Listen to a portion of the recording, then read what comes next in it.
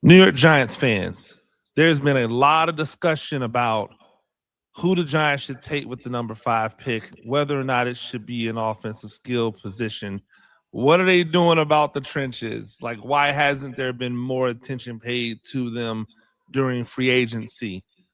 And there's been a lot of talk about flag football. So I thought it would be really cool to get my guy, Marshall Green from Chat Sports, to come over and just talk a little bit about all these things, especially flag football, because he has a background in it. Stay tuned. This should be a fun one. I'm Coach Gene Clemons, and I have a giant issue.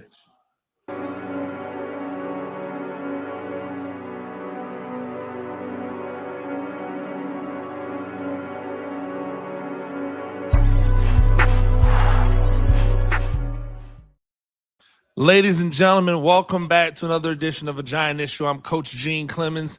New York Giants on that side. That's where you get all of your New York Giants news and information from. Make sure you go over there, check out everything that we're doing over there, everything that I'm doing for sure.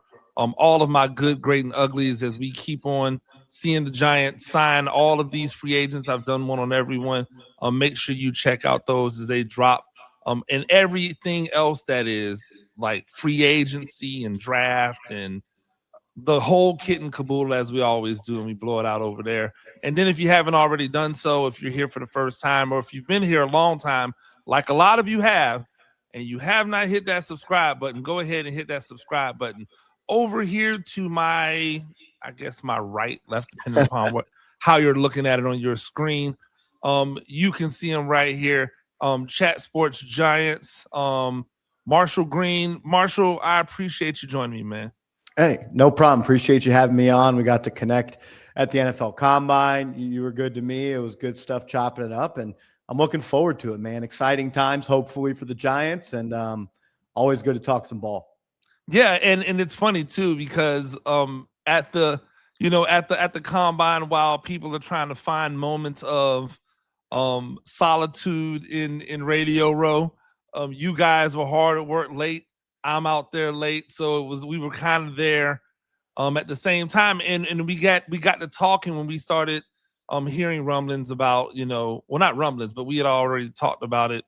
People had already talked about NFL players and the possibility of NFL players playing flag, and I know that you have a unique background and you've done some flag playing at a pretty high level. I thought it would be great talking to you. We had a great conversation about it because I know that we agree on many things and we might not agree fully on everything. And so I thought it'd be a really good conversation. We don't need to. Yeah. I thought it'd be a really good conversation to bring at this time where really all we're doing is like regurgitating information on people that we have no clue about when it comes to free agency and the draft and blah, blah, blah. But before we get to that flag, ladies and gentlemen, you definitely want to stay tuned for that conversation. I wanted to start off with this free agency. Like, what has been your take on free agency and how it's unfolded to this point? Yeah, I think we saw the Giants on that first Monday. They came out of the gates and it was fast, and they made a whole bunch of moves. They start the day by signing Isaiah Likely, and they made a big move by bringing in the former punter from the Baltimore Ravens. And kind of that theme of John Harbaugh going back to some familiarity of some players that he had known. He brings in Likely. He brings in the punter. He brings in Ricard. He brings in Ardarius Washington. So he's somewhat – it's like when you see a coach in college football go from one school to another in the modern day, he's going to bring some guys with him to kind of set that foundation and bring in guys that, one, he knows and thinks are good football players, but more importantly, represent the culture of what he wants in a football team. And we saw that on day one. And one thing that's kind of caught my eye since then is the way that they've gone about attacking talented players with unique contract structures. These one-year deals with a lot of incentive money, kind of inside of those contracts. Darnell Mooney getting a big-time prove-it deal. We see Greg Newsome get a prove-it deal as well. And these are players, like who have had productive maybe years or stretches in the NFL before. And we're seeing somewhat of an identity on this football team as well, where they want to be physical and maybe they haven't fully executed that plan. And I'm sure there are more steps to the plan coming down the line as well. But early on, I think we saw him going out and signing players that he's comfortable with building an identity and signing talented players who maybe had a down year or two to deals where if they're going to get their feet back on the NFL track, it's going to be with us, and we're going to pay them if they do perform in those roles. So while I don't think it's been a perfect free agency, and I don't think any team has had a perfect free agency, I liked what they've done, and I think they've set themselves up for some success heading into the NFL draft, and as we inch closer and closer to week 1. Yeah, and we're talking to Marshall Green at Marshall Green _ on X, host of Giants Now and Knicks Now by Chat Sports. Definitely make sure you go over there and follow him on X, and definitely check out what they're doing with the Giants and the Knicks if you're a Knicks fan. You know, right now is starting to get a little hectic right about now. We got to get to the playoffs. Yeah, it's everybody's starting to kind of wiggle and maneuver for position right now, and I think it's very important for the Knicks where they end up at, what type of run they're going to be able to make. So that'll be interesting. You definitely want to holler at him and make sure that he's keeping you up to date on everything that they're doing over there. It's interesting because I look at what the moves that they made in free agency, and I say, I think this is where evaluation of players matters. And you can't tell me that you trust Harbaugh and you trust what he's bringing and what they're doing, and then tell me I can't believe we're wasting time on Evan Neal, right? Like you can't do both. You can't do both. You can't tell me you trust them and then go, but Micah McFadden, do you really want to run? Like, if you trust him and you believe that he knows what he's doing because he's willing to do X and he's willing to do Y, and they're willing to, you have to be okay with moving on for Cordell Flott, which, if I'm just being honest, I was not. I thought a deal could have been done during the season where you could have gotten him for cheap, like before free agency. I think you could have gotten him for cheap. You got to be okay with them going away from Wan'Dale Robinson, which I was okay with because I think that there's nothing Wan'Dale Robinson does that's special. You have to be okay with them saying, hey, if you look at what the Ravens did in their offensive line, doesn't an Evan Neal and a Jeremy Azudu, Joshua Azudu, don't they kind of match that big, kind of, physical, but not necessarily the most technically proficient guy? Like, that's what you see over there with Baltimore all the time, and they've been able to run the ball and be effective in that manner with a similar quarterback to what he has in in New York. Obviously, no one's Lamar Jackson, but a guy that has escapability like Jackson Dart. Where it gets interesting is in all of the rumors that we're hearing about pick number 5. Here's what I'm gonna say, and I want to get your opinion on it. I think that the moves that they've made in free agency tells me they're not going offensive skill with number 5, right? Like, you don't bring in all of these Z receivers on 1-year deals that are like field stretchers and guys who have explosiveness, if you're then just going to go and get another wide receiver with the top 5 pick to play the number 2 fiddle, to Malik Neighbors. Yeah. I think that eliminates receiver. I don't think you spend number 5 on a running back, not because of anything that has to do with Saquon Barkley, because I'll go to my grave saying it was a great pick. They just screwed up the cha-cha because they should have took Lamar Jackson too, right? Like, that's the problem. You had the opportunity to do the thing and you messed up the thing because you didn't take Lamar Jackson. But, not because of Saquon Barkley, but because you have 2 young, talented, cheap running backs that you have, and then you restructure the deal to keep your running back number 3. Tell me where I'm missing the boat and tell me what those guys, or why they would still be willing to bring one of those guys if you believe that that's the way they could go.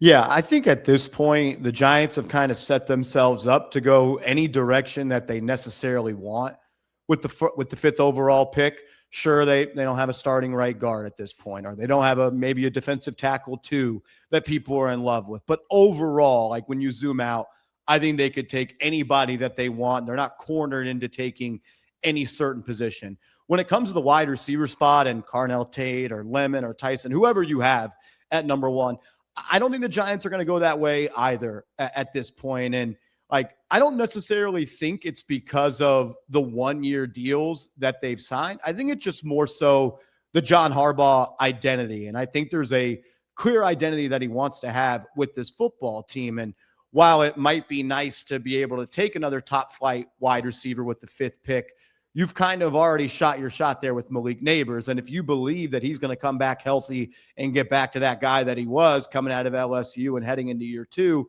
that seems more like a luxury pick at this point, while the Giants still need to maybe find some foundation of their housing with their football team. So I don't think they're going to go wide receiver.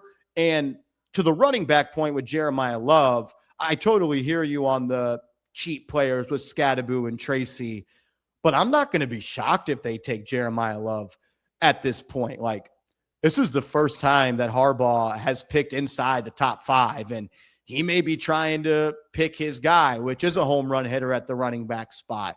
And he may have a vision of Jeremiah Love and Cam Scadaboo being the next 3 years of Jahmyr Gibbs and David Montgomery of the Detroit Lions, where they do have 2 good running backs. I also don't think running back is a major pressing need for him. So I won't be shocked if they do pick the running back out of Notre Dame. I don't think it's the craziest thing in the world. And like, I think we're looking more at the defensive side of the ball for number 5, and maybe a trade back to find a way to add some more picks because they only have 2 picks inside the top 100. Maybe they try to trade back and find a right guard. Maybe it's Francis Maui-Noah of Miami. He comes and plays guard for the first 2 years of his career, and then when Illuminor's contract is up, they can let him walk and then bounce him out to right tackle. I say all that to say, I guess they could go any way at this point, but I think wide receiver is probably the least likely of any of the spots at 5. Yeah, so the problem I have with it is that there is nothing that any wide receiver has in this draft that is a specialty that you don't already have on the team, right? Like, that's my problem. The only reason I can entertain Love is because he has something that you don't have on the team. Yeah. Right? Like, he has that done, right? And none of those other guys have that to the level that he has. So I could understand it. I think it would be a reach because I think they're in a great place where need meets position, right? Like where a lot of times people go, hey, you don't draft for need. Well, they don't have to worry about not drafting for need because all the guys of need are all worthy of a top 5 pick. Yeah. You know, like if they decided to go cornerback and they went with Mansour Delane out of LSU, I wouldn't be mad at them. No. Right? Like if the medicals, obviously if the medicals were top notch on the kid out of Tennessee, I think he's the best corner in the draft. Like if everybody's healthy, right? The same with Jordan Tyson for me, but even with Jordan Tyson, he doesn't do anything that we don't already have. If I'm a coach of the Giants, I get Love. I think that and I always struggle with his name. Vega Ioane, yeah. Ioane. I think he's the best. I think he's the best offensive lineman in the draft. I don't actually think it's close. Like I think that he's not ranked there because a lot of people don't value guards the way that a guard should be valued when you think about the strength of your team, right? Like, but he's the best offensive lineman. If they took him with 5, or if they moved down and let's say move down to 10 and still got him at 10, I think it's a win. I think it's a coup, right? Yep. Like So everywhere that they need, if they decided to stay there and do what I've been saying, which is Sonny Styles no matter what, right? If they do that, it's a win. Yep. So it's all of the areas that they need, they have the ability to take care of at 5. So they're in this really awesome position that you only get in when you're sorry, right? Like, unfortunately, you only get in when you're sorry, but you're only sorry because you're missing these pieces, right? You're only sorry because you're missing little pieces here and there to be able to take whoever they want. We were talking about this before we came on, and I want to get away with this. Do you think that they just think that the reason this defense was bad was because this defensive scheme was horrible, and that's why they haven't attacked anything in the defensive line? Like, do you think that they're just thinking to themselves, well, Darius Alexander had made a really good showing of himself the second half of the season. We're happy with all of these backup guys that we've had. We think that Dexter Lawrence will return to Dexter Lawrence status once we move him back into a defense that's more advantageous. When you think about the success he had in Wink Martindale's system, thinking it's probably not going to be very much different than what they're bringing in. Do you think they're just like, no, we're good? Like, we don't have to reach or overcompensate on the defensive line. I think the way that you put that is really interesting because what you're saying, I do agree that, and I think they do think that way because I think we've kind of learned since Joe Schoen has been hired in 2022, he's very good with his words. And last year's season was almost painted as if we're a coach away. And when Daniel Jones got hurt, it was, well, we're a quarterback away. And then when you didn't have a receiver, it was like, okay, well, now we're a receiver away. And now we're back to, well, we're a coach away. And I think you can get in trouble with that because you don't win 13 games over the last 3 years by accident. And I think it is a little bit of both. I think there was some talent on this team that wasn't coached to the point where they could be the maximum productive players that they could. So they've got to walk through those waters very carefully. And I'm sure Joe Schoen is telling John Harbaugh, no, trust me, we got the players. We don't need to overspend here. We don't need to go spend $11 million on A'Shawn Robinson, who was a free agent who was cut by the Carolina Panthers. I guess the fan in me says, I hope they're right. But someone who talks about him every day like you do, and I'd love to hear your point, they're banking on a huge year from Darius Alexander. And quite frankly, they need him to be that. He was a 25-year-old rookie, 65th overall pick. I was banging the table for them to pick him when they came on the clock in round 3 last year. I think that is still there, but I do still think the player needs to get better, and I think the coach needs to bring that out of him. And I love Coach Andre Patterson, the former defensive line coach, and he wasn't able to do it. Maybe new voice it does, but Coach, they've allowed the most rushing yards in the NFL since Joe Schoen has taken this job, and they've allowed the most yards per carry since Joe Schoen has taken this job. So I have a hard time believing that Joe Schoen is telling me we have the right players when the players he's brought in are quite literally one of the worst run defenses in NFL history over a 4-year sample size. So I hope they're right. And to your point of trusting John Harbaugh, I do. But I have trust issues with my New York Giants, so I understand every single fan that feels that way. No, and I think you're right to feel that way. I think here's where it is for me. The defense was not the problem when they decided to part ways with Wink Martindale. The defense wasn't the problem. The problem was the offense didn't have any continuity at quarterback. It was injuries. It was blah, blah, blah. But the defense played well. Again, we're talking about guys who had really good seasons under Wink when you were asking your Pro Bowl, all pro caliber defensive tackle to play nose, not play one technique and then slide to the 3 technique and move around. No, play nose. And just be dominant on the nose at all points in time. We saw what Dexter Lawrence was pre-Wink when he was playing 4 technique in Patrick Graham's system. He was good. He wasn't great. Yep. Right? Now he goes into Wink's system where he's playing the nose. He's great. Then you bring in a guy who was lauded for stopping the run, but if you knew, and I said it a million times, I banged the table on this show and said, yo, this guy is only good against the run because of how bad he is against the pass. And in Tennessee, that got everybody fired. So then we came over, you bring him to the Giants expecting something to change, and yep, it did change. They just started running all over you because somewhere along the line, and especially this past season, because if you wanted to give him grace on season 1, cool. Season 2, you decided that you wanted to put speed on the front line. So you had a lot of edge rushers playing 3 technique. And I'm sorry, but I love Abdul Carter and what his potential is, but his potential is not as a 3 technique. No. And neither is Kayvon Thibodeau, even though he's the best run defense edge this team has.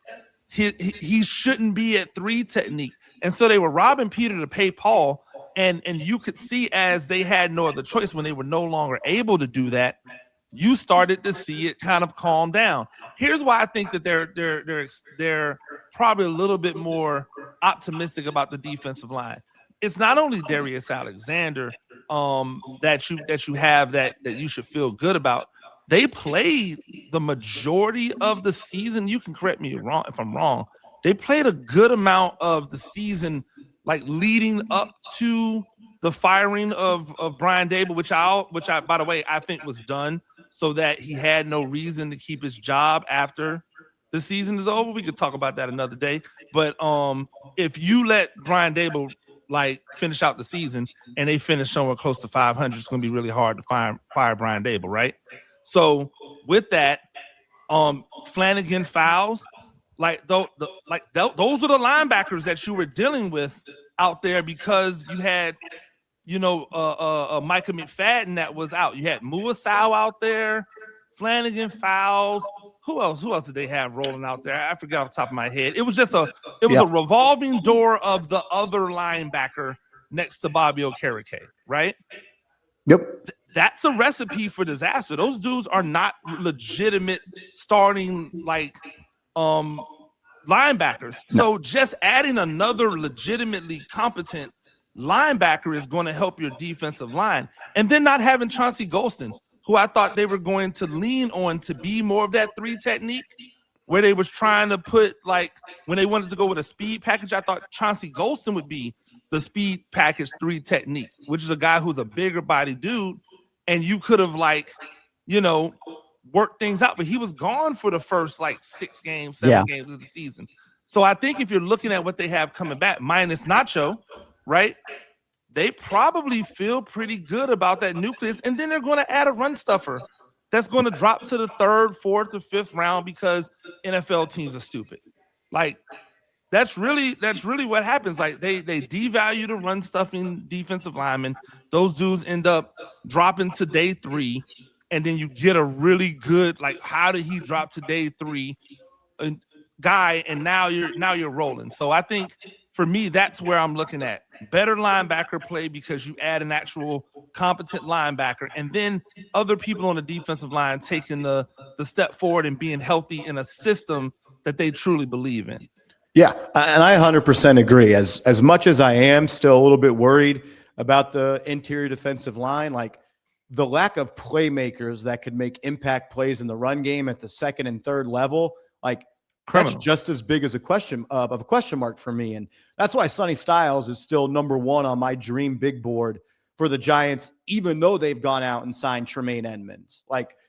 I like Micah McFadden as a player. The Giants felt the loss of Micah McFadden last year, but you're going to get right back in that boat of we're one Micah McFadden injury away from Darius Muasau having to be a down in, down out player.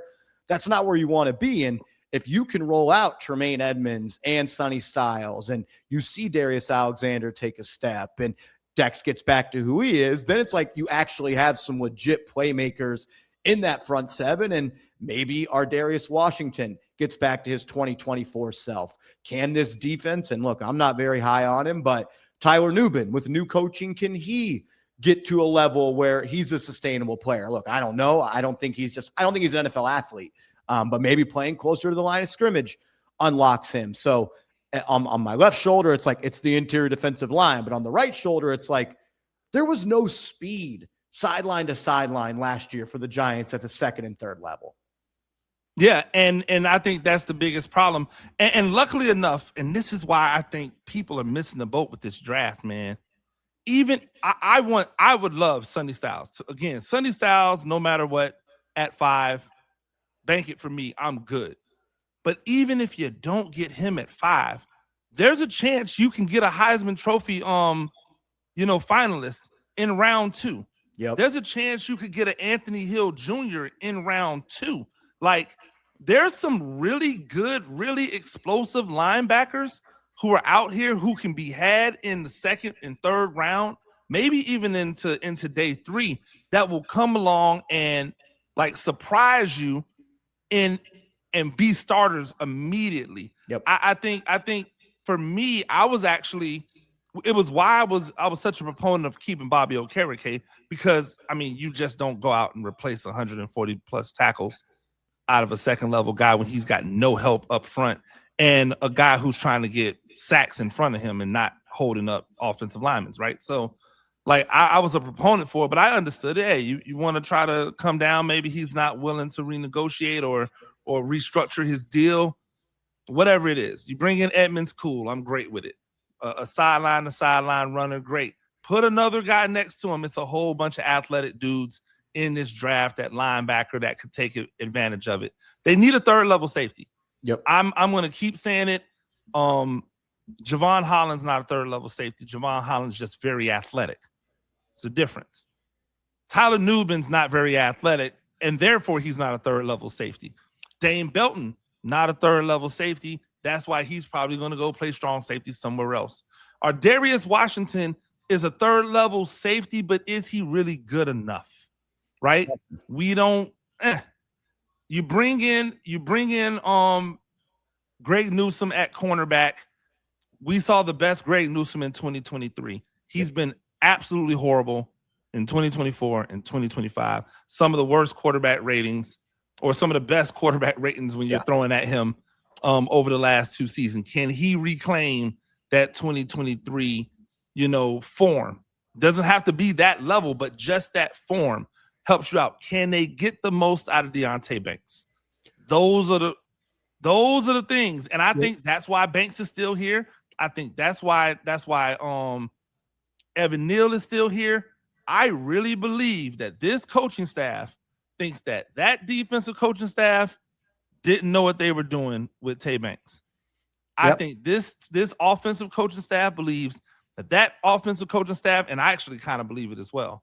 I believe when you hire Carmen Brasillo and you hand him 2 of his guys who already started for him in the place that he just left, it's hard for him to look at the guy that you're saying convert him to a guard and go, oh, yeah, I'm willing to put one of my dudes on the bench for him.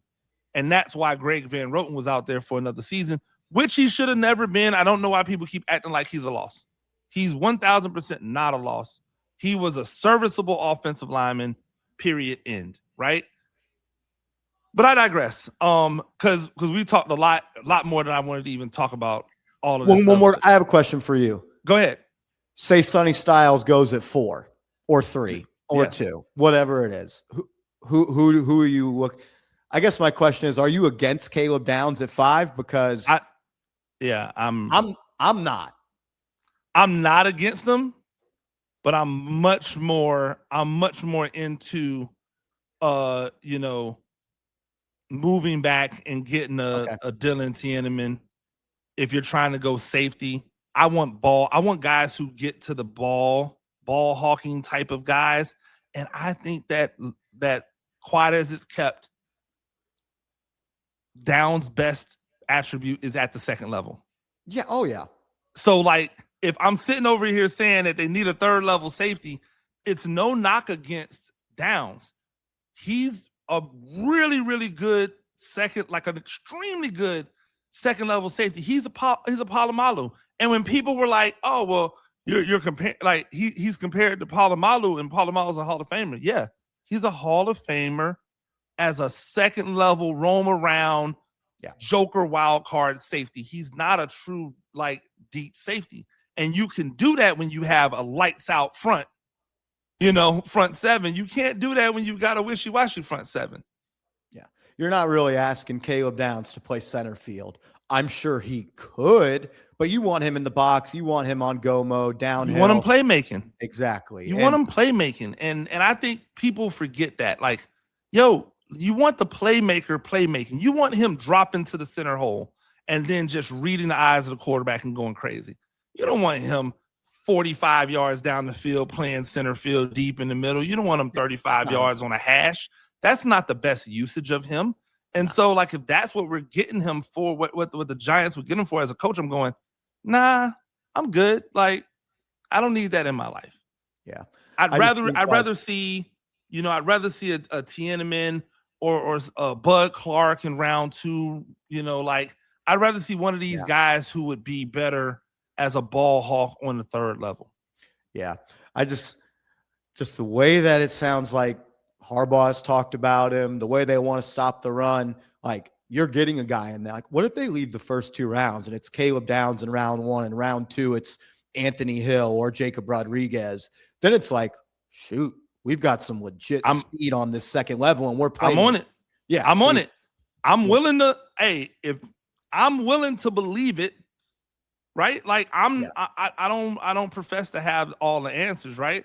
So if you tell me that, hey, Caleb Downs is going to play a role and he's going to end up being, Hamilton, okay, right? Yeah. And then you're going to link him with another linebacker and you go defense to defense, like back to back. I'm cool with that.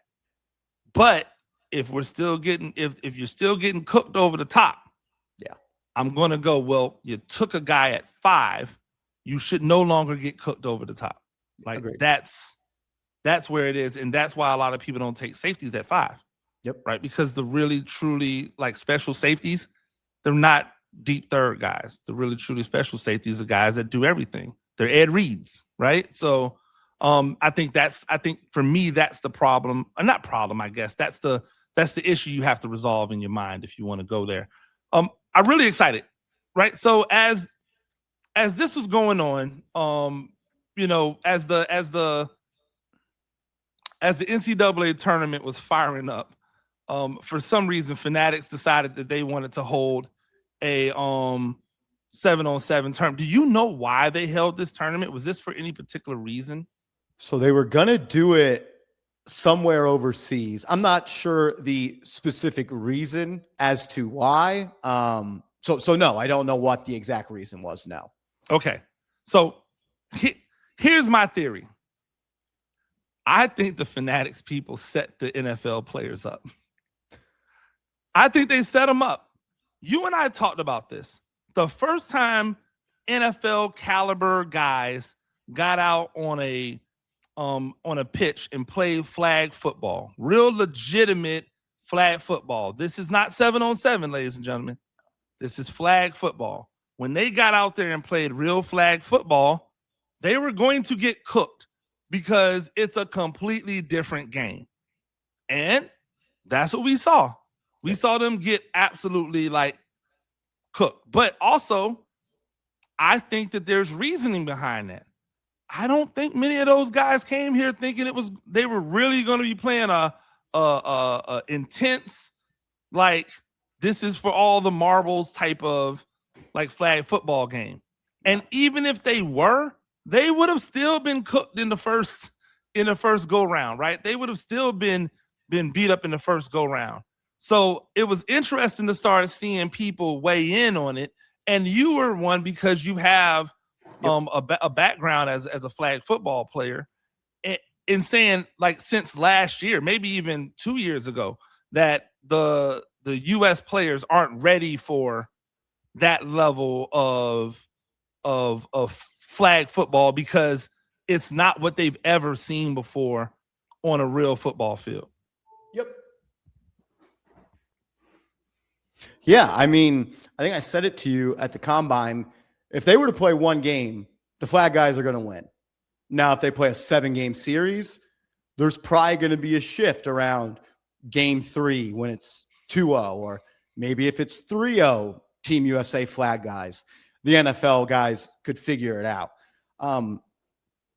It was an interesting showcase, right? I know you know a lot about flag football. One, the coaching staff for the NFL players did them no favors.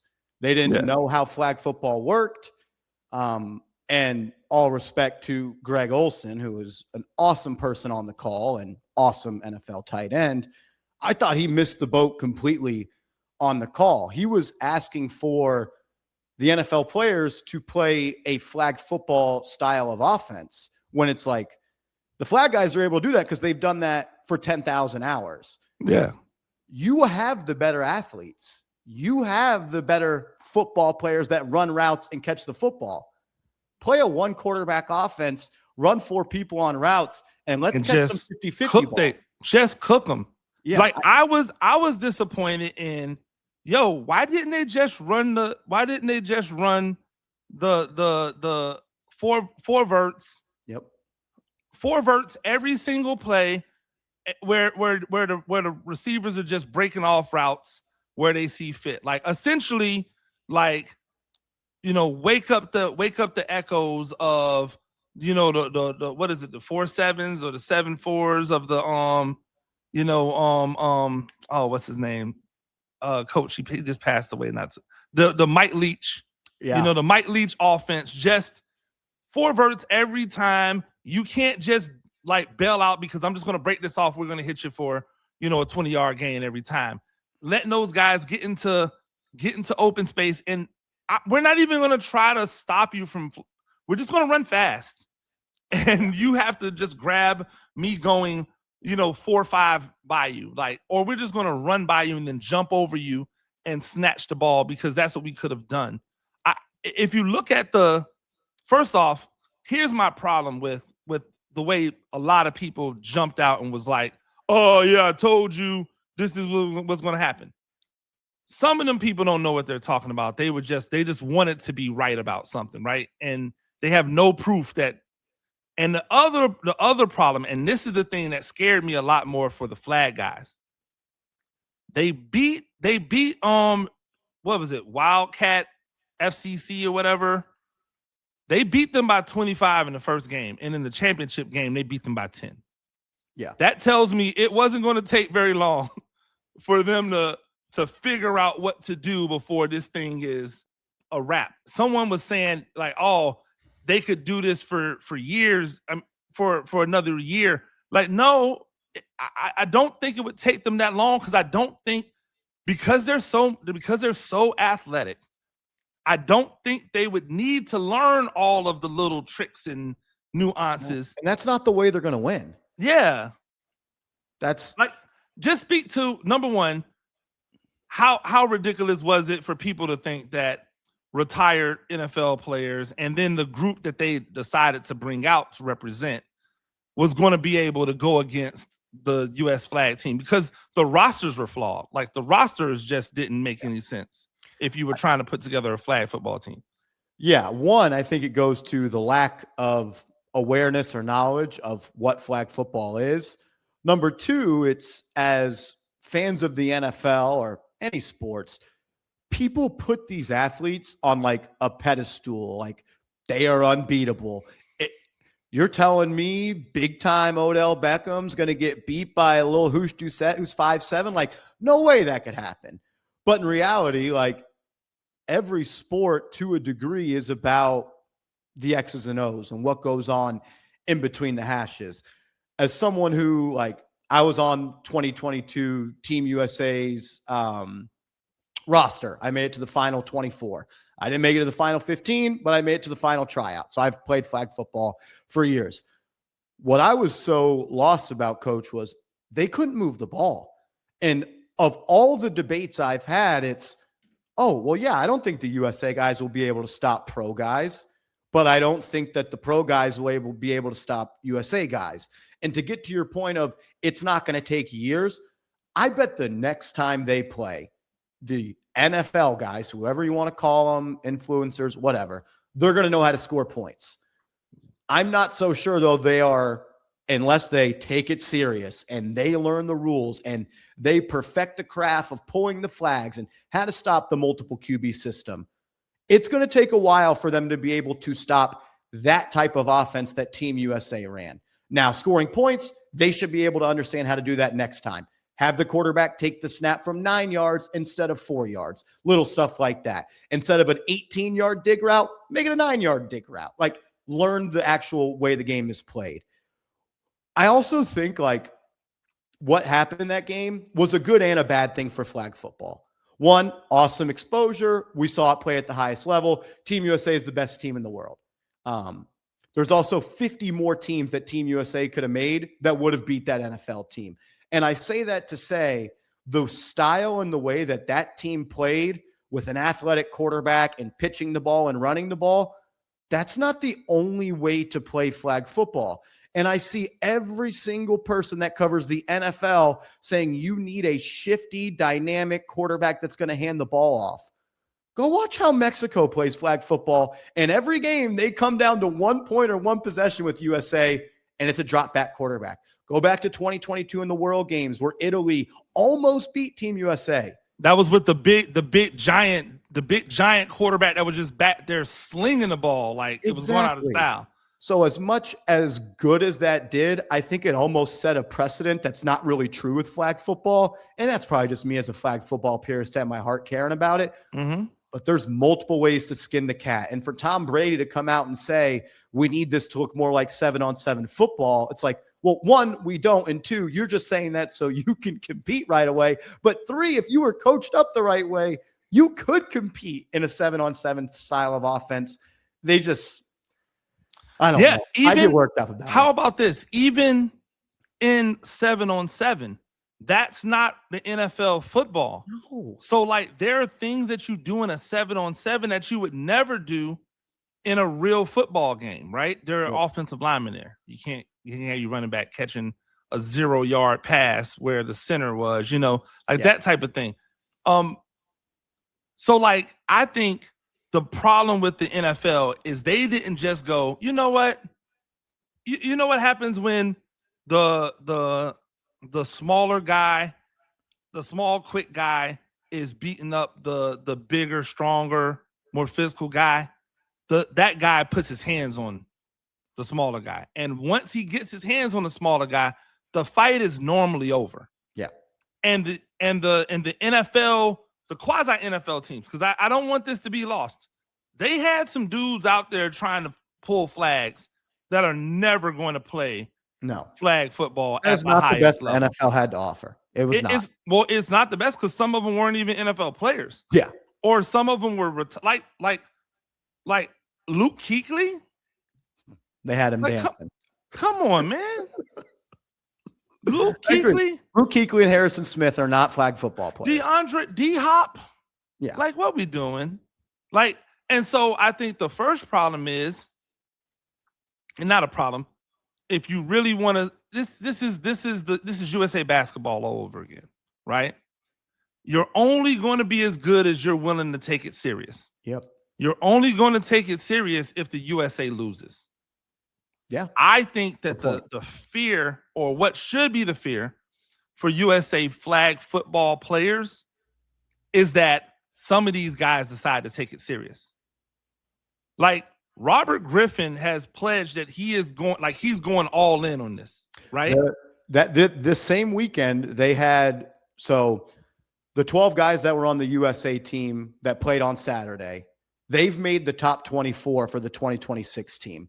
That same weekend, this past weekend in Chula Vista, California, they had another tryout of 45 guys to be the other 12. Robert Griffin was there. I talked to some of my guys. I was like, yo, was RG3 good? And they're like, he could make every single throw on the field. But he didn't know how to call a play. So and that's my point. Exactly. He's going to take it serious because he ain't got nothing else to do. And he retired early. He retired much early. So he still got the juice, right? He still got the juice. He still got the athleticism. There was one play they showed, and they kept showing it. Tom Brady sidesteps a guy and delivers a pass. It's great. If Robert Griffin sidesteps you, he's just going to take off. Yeah. Good luck, homeboy. Like, and that's where I go, oh, this could get interesting if you get these guys like Odell Beckham's making that top 12 or that 12 if he wants to. Yeah. Odell Beckham is one of the most athletically gifted football players we have ever seen. Great. And maybe he can't still play tackle football to the level of but if the clock is running down and you need to just heave it into the end zone, who's going up? Who in Italy? Who is Mexico? Who is Czechoslovakia putting out there to go and get a guy? Here's the difference that the United States is going to have in flag football if the pros start joining in. That is the reason why they can't win in soccer, because in everyone else's country, the best athletes play soccer.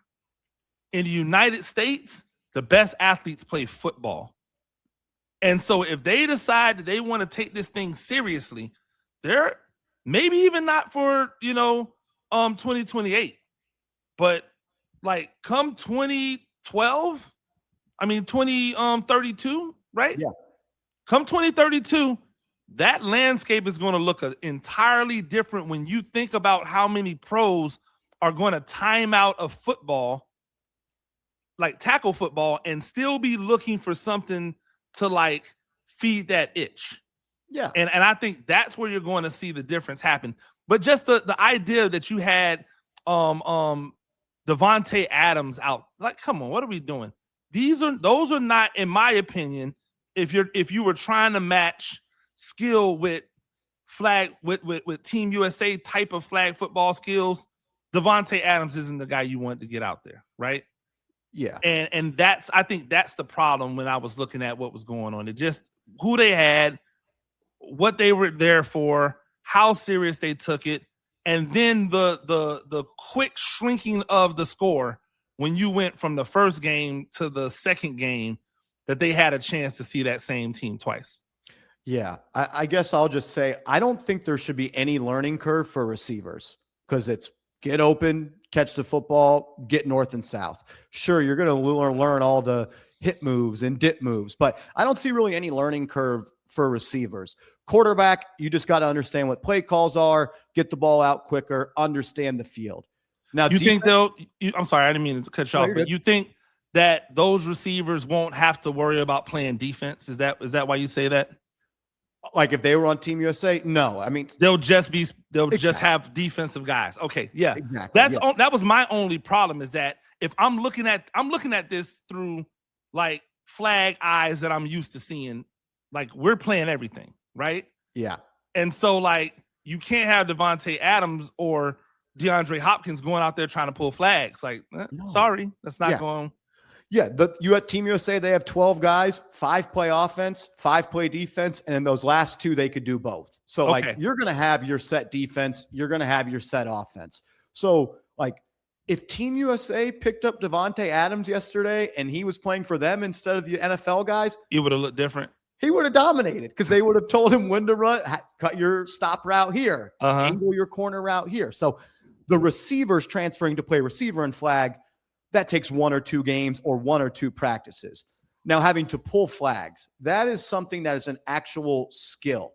Like, I remember talking to some guys at the Chat Sports offices, and they're like, Luke Kuechly, he's got great hand-eye coordination. I'm like, that's not what pulling flags is. Like, it's so much different. And that is something where the defensive guys in flag football, or NFL guys going to play flag football and defense, I think will be the biggest learning curve of how to pull flags. And it's not an impossible thing, but it's time on task. You need to put work in. You need to understand the angles. Like we saw Harrison Smith and Luke Kuechly out there, like Hoosh had them dancing. It's like the angles are different. Like breaking down your body is different. Attacking without stabbing and creating contact is different. So again, my final point is the offense, if coached right, there's no learning curve. The defense, there needs to be time on task. Yeah, and I think like you made a good point about not necessarily having to have an athletic quarterback. You don't. But there's no doubt about it when you have one. Oh yeah. Yeah. And so like everyone keeps saying what the no-brainer is. And I don't think it ever happens, but I think he's probably the most natural flag football player I've ever seen. If Lamar Jackson puts a football in his hand and decides he wants to play flag football. Sorry, Doucette. Sorry, my guy. I've watched him make flag football moves on a real football field with people trying to hit him. I'm pretty sure he can figure out how to make them miss, like the flag. Like his game is so completely and totally transferable to flag football. I don't think it would take him but like a practice session, like outside of like making calls and you know what I'm saying, like the mechanics of it, but just the playing. No. Like, oh my gosh. Like, I mean, we saw Jaden Daniels do a hit move down the sideline and score in that game. We saw Tom Brady do a hit move on the rusher and make him miss. Yeah. So I don't have any worry that any of these quarterbacks could be great. This is what I think is going to happen. It's going to be a mix. It's going to be a mix of NFL guys. It's going to be a mix of Team USA guys. And it's going to be coached not by Kyle Shanahan, not by Sean Payton. It's going to be coached by the flag football coaches. Yeah. And that's the guys who are legitimate flag football specialists. Exactly. Like who understand the game at a level that an NFL coach understands play calling, you know, at that level. I think that makes sense. Yeah. And you're right. I really do think it's like it's smart to, hey, these 12 are good. Although I think 2 years is too early to call a 12. Like I think 2 years is probably a little too early. Some of them dudes I've seen them, I'm like, I don't know what they're gonna look like another 2 years. Yeah. But I hope they all make it because what a great opportunity, right? Yeah. What a great opportunity for all 12 of those guys. I think it's smart but I think it's also really smart to leave some of these spots open. Hey, because we want to make this thing as popular as we possibly can. And we don't just want like the random NFL throwaway guy. You want a RG3, right? Who is corny and all that, but that's beyond the point. He's super corny, but he's a really good football player, and he would be a really good name to like and a really great ambassador. Like for all his corniness, he would be a great ambassador. What about a Travis Hunter? Fantastic. He would be because now you're talking about one of those two-way guys, right? Yeah. Offense and defense. Now, the problem becomes, will the teams be okay with this? That's the point. Like, do you want Travis Hunter doing hip drops? You know, the GMs and owners don't. Exactly. So I think that becomes the problem. But what about these guys that are likely timing out? You know what I'm saying? Like they're not washed NFL players. They still have juice left, but they're just not, you know, they're not going to be on a team. Like I think Wan'Dale Robinson would be a really interesting flag football player, right? Yeah. Now in 2 years, he's still going to be Wan'Dale Robinson. Who knows? But I'm just saying, like that type of guy, I could see, or the type of guy who might be like 30, 29, 30, 31, Tyreek you know, Tyreek. Bingo. That just like that. That's what I'm saying. Like put Tyreek Hill out there and say, hey, boss, we're just going to run go balls. Or we're just going to give it to you off the line and you just go. And just run fast. Like you don't even have to make moves. Just run fast. They got to move out their way. They can't just run into you. You know, like there's a million different ways to get it done. I would love to see them incorporate more of the rugby style, you know, multiple pitch game into because who's staying with them? That's like, how it's played here. Like those rules that you saw yesterday, those are the Olympic rules. The U.S. rules are instead of 4 downs to midfield, it's 3. It's 3. It's a lot tougher. And it's unlimited pitches. Like imagine being a defender trying to guard those USA guys and they turn into a rugby scrum after the ball is caught and it's triple option this way, triple option that way. That's what makes it fireworks. Yeah. And I think people would be it's going to be one of the most popular things to watch it. I guarantee you. The Olympics is going to be one of the most popular things. I'm trying to be there. I want to go. And I would love to be paid to do it. Like I'm hoping that I can get someone to pay for me to like, you know, be involved in it. Us too. But Let's find a way. yeah, like I need to be there, not just to root like for USA, because I'm a complete and total. I turn into the biggest patriot in the world when anytime. Like I was this weekend, I was watching the NCAA tournament. I was watching the indoor world championships in track and field. Okay. I am such a USA like unapologetic red, white, and blue across my chest type of guy when it comes to these types of things that I would be insufferable. Like it would just be so much fun. Like I've got to be there. It would be awesome. You know what, Marshall? Let's manifest it right now. I'm trying to get someone to get me out there. I'm trying to get somebody to I want to be flued out, right? Like flued out. I want to be flued out there to be a USA flag football groupie. That's what I need in my life. And hopefully it does good enough in 2028 where it is in 2032. And then it's a staple every 4 years. I think it's perfect that they're kicking it off in the United States. That's kind of the only reason that it is a thing, too. Yeah. It's going to be so wildly popular that they'll have no other choice but to bring it back. Like, even if the other teams aren't as good, like this go around, they're going to get infinitely better by the time you hit, 32. And you know it too. The women's game is awesome. Oh my God. The women, we didn't even talk about the women. Yep. But that's going to be the stars of the show. I'm in love with Mexico. I'm in love with boy. USA, Mexico, women's. That's one of the greatest rivalries in sports that nobody knows about. Nobody knows about it, but it is just do yourself a favor and just go and Google USA versus Mexico. What year was that? I mean, it's every year. You can go to the but World there was one Games. particular year where they just waxed the USA in the championship. Yep. They go back and forth.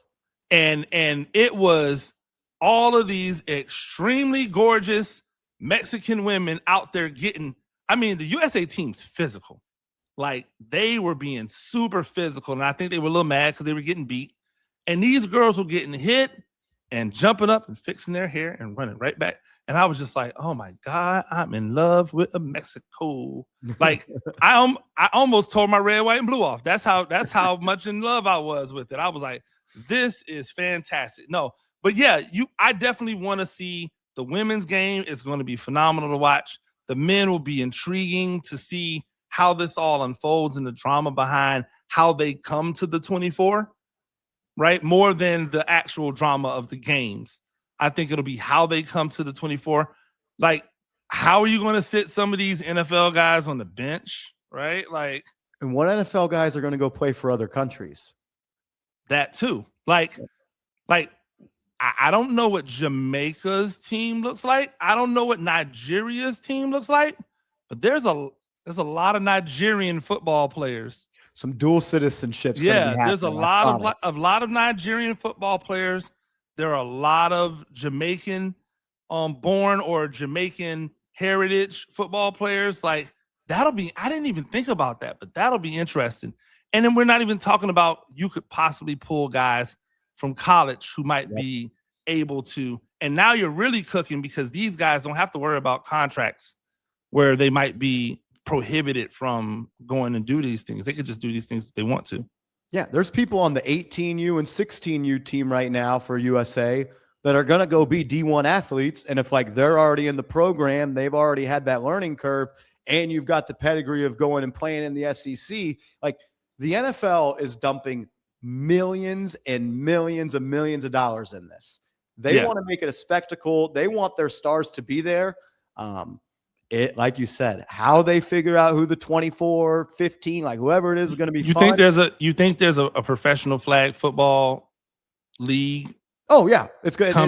It's already in the works. Yeah, coming off of on the heels of this, they're going to just next summer hype it. 2027 summer, there will be a professional league. The NFL is already starting it. I don't know the official rules of it or, terms and stuff, but 2027, there will be a professional flag league, kind of the final tune-up before 2028. That's fantastic. Anytime people get a chance to make money to do something that they would do for free, I'm all for it. We talk into a microphone, we do it for free, we get a little money from it. best of both worlds, right? I think it's fantastic for them as well. Marshall, tell everybody where they can find you again. I appreciate you joining me today. Yeah, no, thanks for having me on again. Showed me love at the combine. We got Chop It Up. That was a lot of fun. Find me on Twitter at @MarshallGreen_.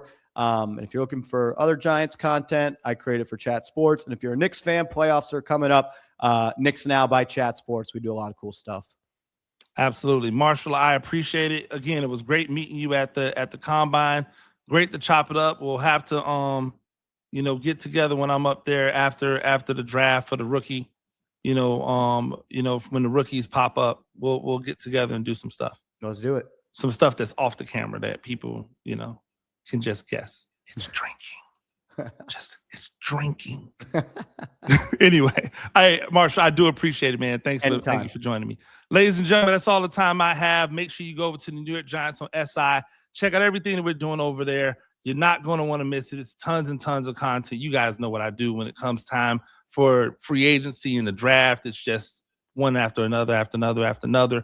You're not going to want to miss any of it. And if you haven't done so already, go over or hit that subscribe button, hit the notification bell. We always appreciate it. We're past 3. We're going for 4. I'm not going to put a timeline on it because every time I put a timeline on it, you guys go, haha, that's funny.